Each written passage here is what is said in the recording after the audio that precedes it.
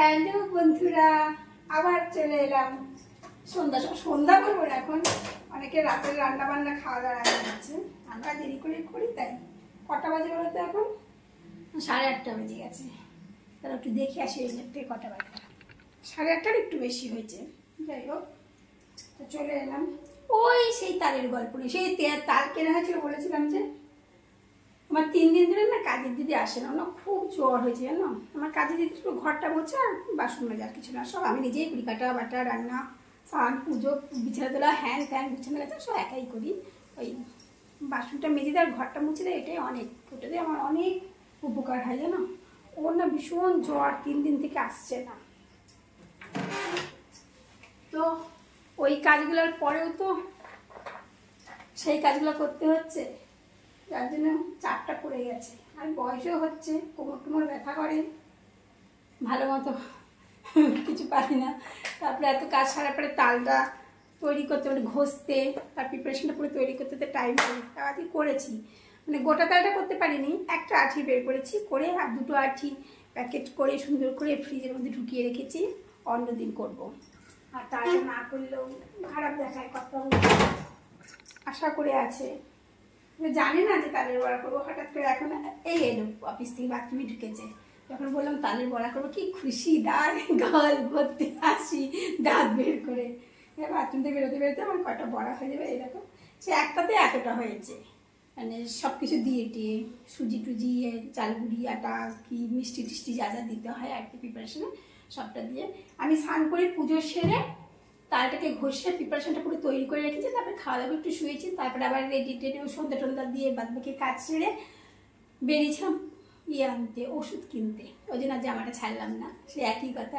বাইরের জামাটা এখন ছাড়ি না কেন, এসে একটু ভিডিও করি, তো কয়েকটা শর্ট ভিডিও করলাম। বড়াটা ভেজে কত বাথরুম থেকে বেরোলে একটু টিফিন দেবো, তারপরে ছাড়বো।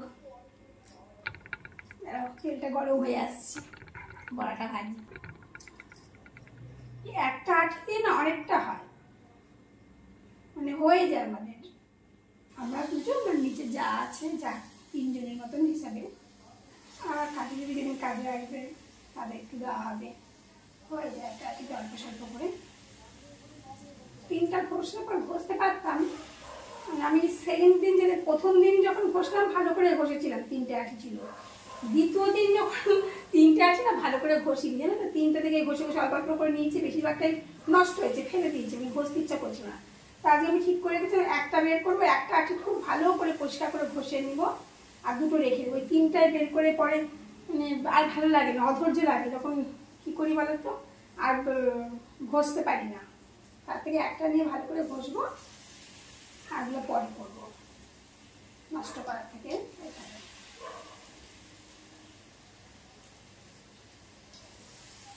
কে কে তালপুরি খাবে এসো।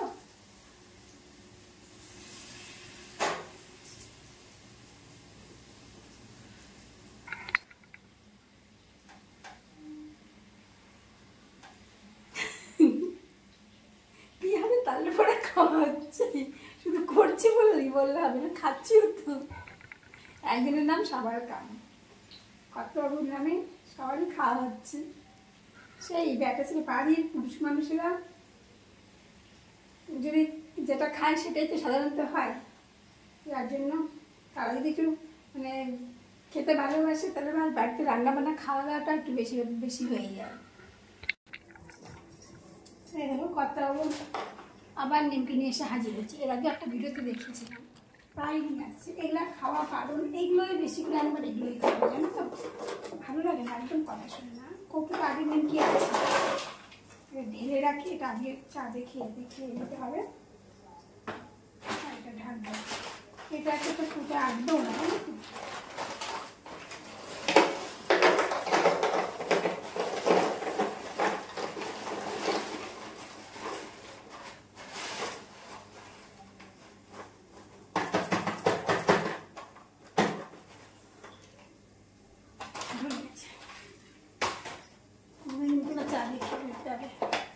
যে সব খাবারগুলো বারণ সেগুলোই বেশি করে আনে, সেগুলোই খায় না। ডাক্তারবাবুদের কথা শুনে না, আমার কথা শুনে, কারো কথা শুনে, যার জন্য অবস্থা। এই দেখো হয়ে গেল আমার তালপুরি। কি করবো,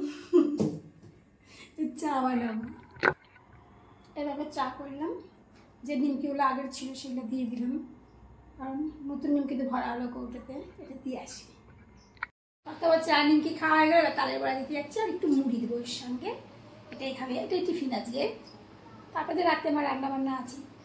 কত টিফিনের পর্ব মিটলো, আমার নিশ্চিন্তে লাগছে।